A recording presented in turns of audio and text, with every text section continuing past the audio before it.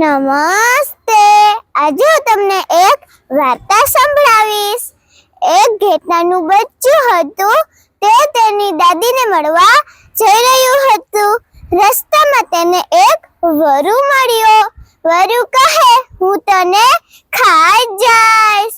ઘેટાનું બચ્ચું કહે, મહેરબાની કરીને તું મને હમણાં ખાઈશ નહીં. મને મારી દાદીને ઘરે જવા દે, તાજુ માજુ ખાવા દે, પછી તું મને ખાઈ જાજે.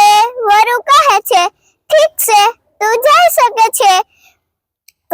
ઘેટાનું બચ્ચું તેની દાદીને ઘરે જઈ બધી જ વરુ વિશે વાત તેની દાદીને બતાવે છે.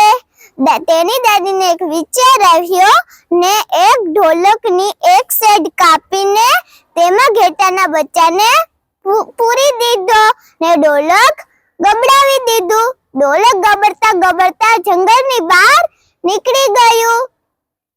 પછી વરુની નજર ઢોલક પર પડી.